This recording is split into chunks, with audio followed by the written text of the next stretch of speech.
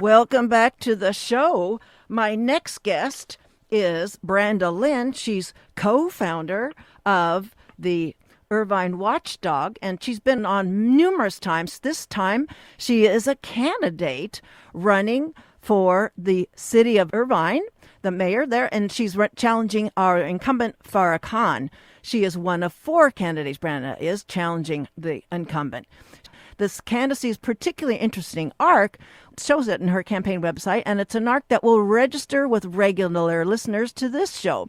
Branda Lin is an Irvine native and co-founder, as I've said, of Irvine Watchdog, volunteer-based website promoting transparency, honesty, and accountability from our local government.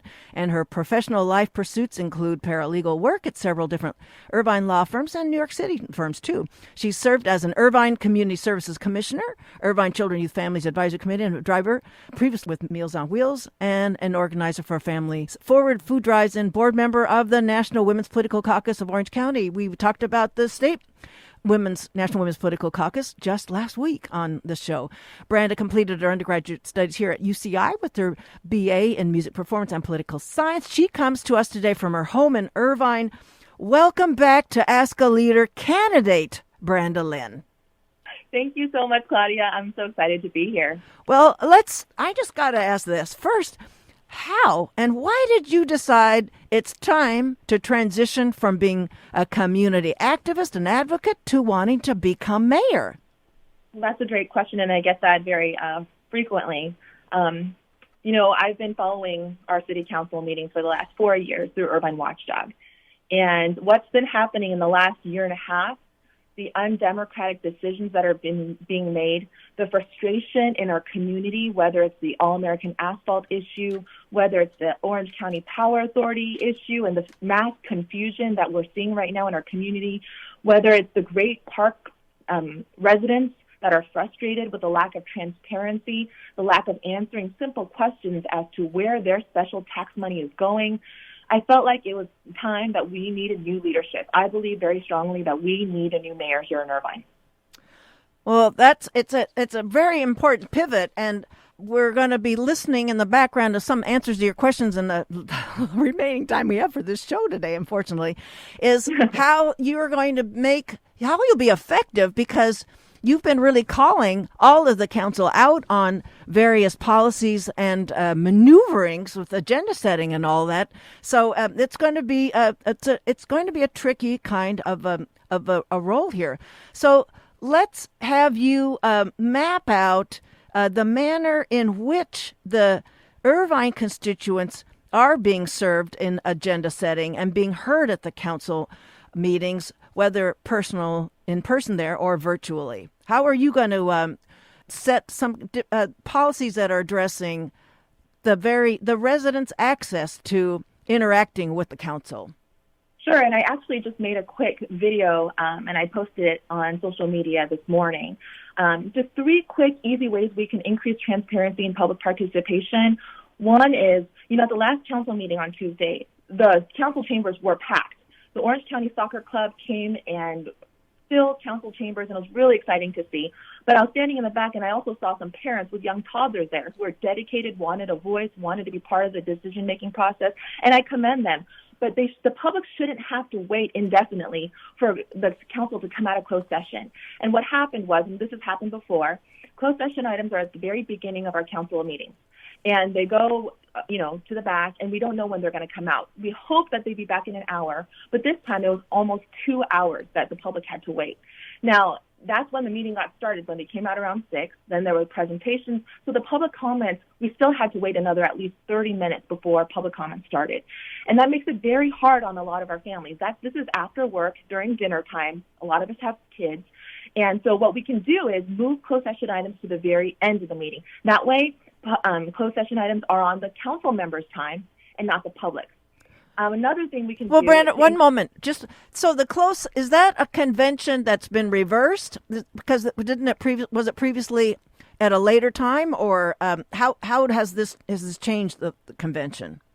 It hasn't changed, but it's just something that I've noticed, something that has made it just more difficult. And I think it's an easy solution to making sure that we prioritize the residents. I mean, after all, City Hall is the people's hall. It's our hall. And I think it's time we prioritize our community and our residents. And that's just one simple way. I haven't brought this up with you before, but it's something I did notice after the last meeting. And I thought, you know what, that's an easy fix.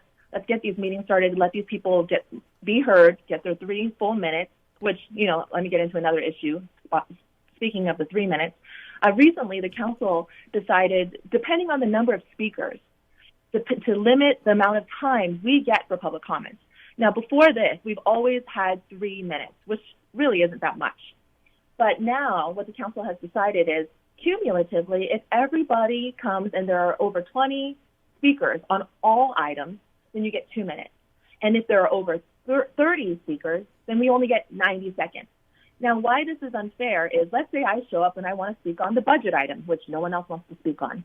And let's say 30 people show up to speak on the All-American Asphalt issue. Well, I still only get 90 seconds. So we show up to City Council, wait for our turn, right, meeting to start. If there's closed session again, we have to wait. And then we only get 90 seconds to speak. This has never been happened before. There have been exceptions to the rule when, let's say, a lot of members of the public come to speak, then the council will apologize and say, just due to the number of speakers and just to keep things going, I apologize, and they're graceful and gracious about having to do that, and they apologize.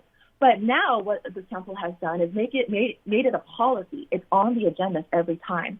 And it's really, this is just another step that's really taken away the voice of the people in Irvine. And thankfully, the rule of 2, which was in place since day one, when our current mayor, as soon as she got elected, she placed on the agenda, this was her very first policy item, of the rule, what became known as the rule of 2, which was an agenda-setting policy that limited the public's ability. Let's say if we had one advocate on the council who wanted to agendize something we were concerned about. It prevented them from being able to do so unless they had the support of another council member. Now, the problem is maybe it was a way for the council to better work together, but in practice, what we saw was over 15 items that members of our community wanted to be heard on that were denied and were ignored. And for the first year and a half, and this is including big items, including the Orange County Power Authority issue, the All-American Asphalt issue, and the Great Park issues. These are the biggest issues that residents have shown up to meetings and asked for, public hearing, some information, some transparency, and they were denied for the first year and a half, Claudia. We have not seen this before in our city's 51-year history. And, what was really sad for me was, our city was incorporated in 1971, and our 50th anniversary was celebrated just last year. And while our history is so rich, we were, the environmental leaders at one point. Other cities wanted to be like Irvine. We led as a municipal government the world at one point. We received a United Nations award for banning CFC's chlorofluorocarbons. We were the first city to do that, and we led the way internationally even at some point. And it shows the power and the good we can do at a local level. We don't have to wait for the state. We don't have to wait for the county. We can lead.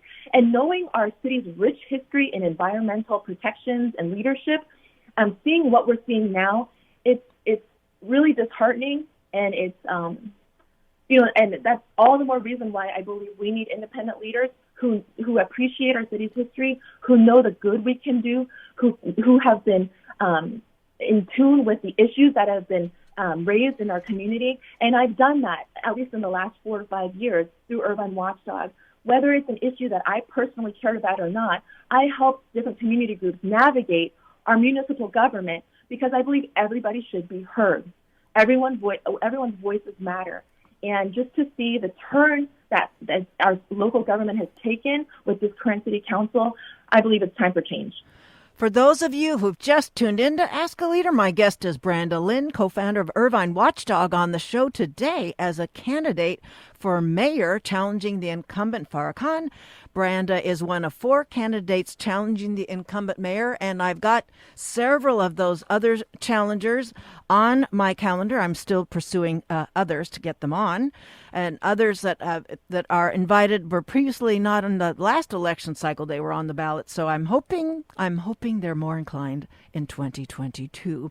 So I think I'm going to turn this Branda Lin into a bit of a lightning round of positions on that. We've got I mean, there's the usual suspects, OCPA. You mentioned that a little bit, and it was like one of the best stump speeches I've heard that spoke substantively. That, yeah, I've got to give you that that you just gave us, and it talks to so many important issues. But the OCPA, we're at T minus. Good grief! Now is it T minus 12 for people to start opting particular ways for that? And you're saying that that was not an agenda item until just like these last laps. So, I guess what would you do in a rapid fire here with these different areas of the now the OCPA board members, regardless of whether they still are holding the position, were you to become mayor, what would you do as mayor to have the Irvine city represent an OCPA differently? Well, we need to replace our 2 Irvine representatives that are serving on the OCPA board. We currently have Mayor Farrah Khan and Councilmember Mike Carroll. And they've done nothing despite all of the concerns that have been addressed since its inception, right? Irvine Watchdog volunteers have been watching and reporting on this before the Voice of OC, before the Orange County Register, before the LA Times. Now it's blown up, and, the county and the state, as well as our city, have asked for audits because there's been no transparency. And even when asked for financial documents, how these contracts have been have agreed upon, what are the terms of the contracts, they haven't handed them over. In addition to just my personal public records request, as well as others in our community. I understand. I'm sorry, Brand. I understand that there's some performance levels that are leaving a lot to be desired. But how would you, though, if the incumbent mayor remains on the board, even if the incumbent mayor is voted out, how do you, as a new mayor, how do you get the vote to remove a board member? Well, we need to open up and revise the joint powers agreement and change the That's terms. what you would do. You'd have to go in and tinker with that machinery. Okay, so right. So that's but we're watching, and I'm happy to carry the water. OCPA, the staff now knows I will send out public service announcements so people know what's going on, because I keep meeting very sophisticated residents who have no idea this is coming. So I want to ask about, then there are the municipal districts, the district elections. What's your position on that? I believe it's time we need to go into district elections. Running a campaign now at large, you see firsthand the difficulty in trying to reach, we're at, over 310,000 residents now with over 150,000 voters. If you don't have special interest money backing you, it makes it very difficult for independent candidates, grassroots candidates, to really get their name out there, because at the end of the day, it's a battle against big money. So I believe it's time to move into district elections. We could have saved a lot of money. Instead of litigating, we could have just led the way, come up with the maps on our own, and decided to really increase representation, because among the 16 largest cities in California, we're still the only one here in Irvine using at-large elections. So, and in addition to that, I think it goes hand in hand with expanding the size of the city council. We are currently the largest city that only has 5 city council member representatives. Other cities that are similar in our size have 7 to 9 even. So, our city, we have to plan for not only today, but the growth that we're going to see. Our city is going to grow, and we're still growing rapidly. So in order to make sure that the representation reflects our numbers and what we're seeing in the data, we need to not only move into district elections, but expand the size of the city council. To a point you made earlier about the visionary leadership that Irvine's been known for, the CFC ordinance, among other things, there has been an exemplary target set for the city level reducing greenhouse gas emissions. What, Branda Lin, is your position on building an electrification ordinance that would help the city achieve the greenhouse gas emission reduction goals? Well, I think with our current RENA numbers, the regional housing needs allocation that the state has handed down to Irvine, which is we need to plan and build an additional 23,610 homes over the next, 7 years, and by 2029 or 8 years. So what we have to do is we have to make sure that we build and put the density in areas that have transit options. And so we're looking at the Spectrum area and the Irvine Business Complex. In terms of building electrification, I think it's something we need to move toward. And, though there's pushback because people don't like change. I mean, you just think about something simple like switching from reusable bags to the grocery, the plastic bags we used to have. People were complaining. But over time, people get used to it. And I think one thing we can do, and I have to credit our current mayor, she did hold a community forum of sorts where they taught people how to cook on induction stoves. I think things like that for the community, more of those options so people can come and it gets, they can see firsthand, oh, it's not such a bad change. Actually, it's a lot cleaner. It looks nice. And you don't have to smell the gas, every time you cook. And it cooks just as well as gas ranges. It's just trying to educate and get people comfortable with the idea. But I think it's necessary given our climate crisis. And because we have to build so many homes, I think it's time to show that leadership. And with these new communities, making them bikeable, walkable, but also going towards electrification. And there are ways that we can just make sure that we become the environmental leaders that we once were, and really helping the residents get used to these ideas. Even older homes in Irvine that need upgrading, giving them options and showing them that, they can electrify their homes when it comes to new appliances or, when it comes to upgrades in their homes. So I think it's a matter of just being out in the community, educating them, demystifying some of it, and making it a lot more comforting for a lot of people who are maybe a little wary of these changes. Well, another infrastructure item is the broadband contract that the city's been negotiating. There's some, can you break down what you understand is going on in the background and where you could get the project back on track, Branda Lin? Well, there hasn't been much reported back to the public, and I only get information that we're getting. So I don't know what's going on the back end. All I know is, whether it's this broadband issue or all the other issues, we can and we need to do more to keep the public apprised of what's happening. And we need milestones and deliverables. And that's one thing I guess I wasn't answering your first question early on, where what can we do?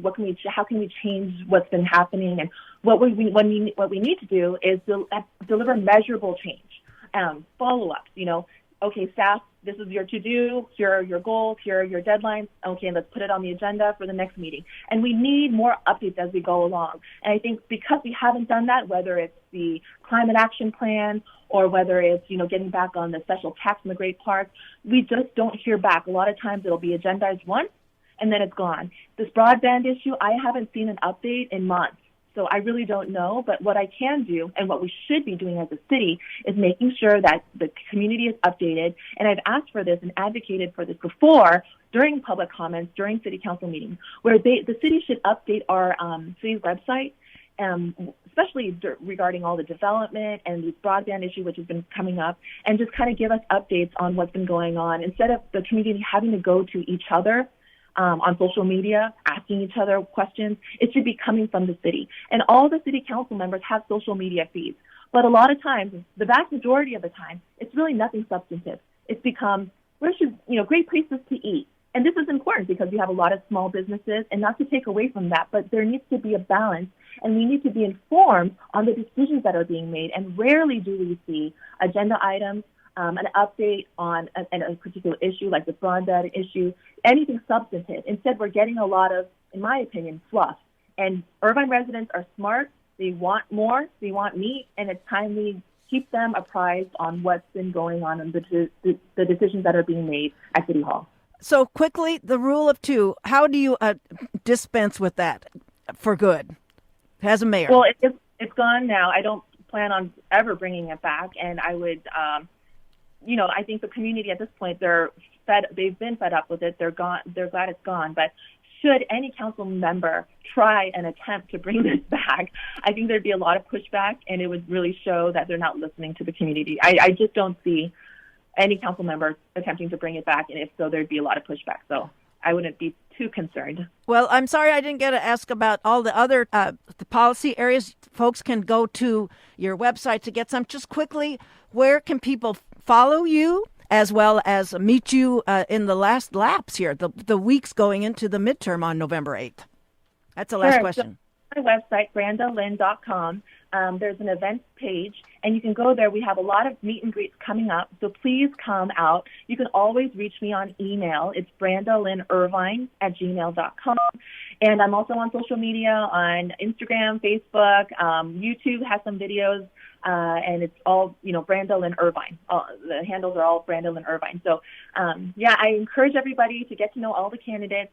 My website, I've been putting so much information on it, and I try to cover as many issues as possible.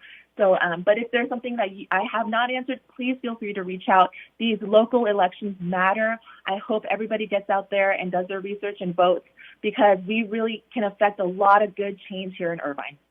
Well, thank you so much for that. So we're going to thank Branda for being on the show today. We did have so many other topics to bring up. So thank you, Branda, for being on the show and for running for office. Thank you so much for having me, Claudia.